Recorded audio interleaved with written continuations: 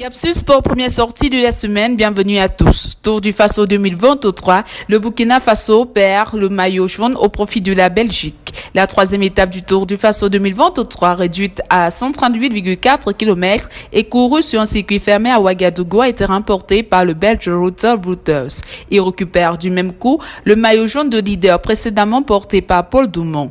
Rutter Wouters a parcouru les 138,4 km en 3 h 9 minutes 8 secondes, soit une vitesse moyenne de 43,828 km par heure.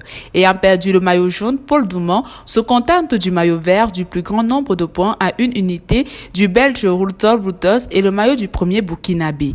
Le maillot rose des points chauds est toujours la propriété du Burkinabé Mouni Vincent. Le maillot du plus jeune cycliste revient au Marocain Ibrahim Ezabahi.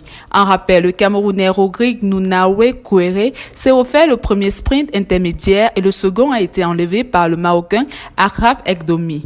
Rendez-vous est pris pour la quatrième étape longue de 136,8 km qui sera courue entre Ouagadougou et Koupéla ce lundi 30 octobre 2023.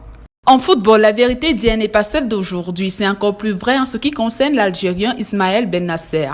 Blessé au genou à la mi-mai, le milieu défensif de l'AS Milan a raccourci son délai de récupération et repris l'entraînement le 16 octobre passé, et ce, en vue d'un retour sur le prêt pendant la semaine du 30 octobre au 5 novembre 2023, celle qui débute ce lundi. Tout ceci avec pour objectif d'être retenu dans la liste de Djamel Belmadi pour la CAN 2023 prévue du 13 janvier au 11 février 2024. Seulement, selon les dernières informations du quotidien sportif Tutosport, le champion d'Afrique 2019 ne devrait pas rejouer un match officiel avant janvier 2024, plus précisément le 6, à l'occasion de la 19e journée de la Série A contre Empoli, soit 3 jours après la date limite de soumission des listes pour la CAN. En boxe, le Camerounais Francis Ngannou, légende de la MMA, a impressionné face à Tyson Fury pour le premier combat de la boxe de sa carrière dans la nuit de samedi à dimanche. Certains spécialistes estiment même que la victoire donnée à l'Irlandais sur décision des juges aurait dû lui revenir. Le Camerounais, qui combattait pour la première fois gants de boxe à la main, semblait en effet tout proche d'un immense exploit, surtout au troisième round quand il a envoyé le chip-sicking au tapis. Sur les réseaux sociaux, plusieurs stars ont crié au scandale après la décision des juges. Tous les connaisseurs savent que Francis a gagné. Pour l'honneur de la boxe, il ne pouvait pas le mettre vainqueur, affirme Cédric Doumbé, spécialiste de la MMA. C'est exactement pour cela que je ne regarde pas la boxe, a regretté la superstar de la NBA, LeBron James, qui était pourtant cette fois-ci visiblement bien derrière son écran. La légende du football anglais, Gary Lineker, invoque lui tout simplement un vol.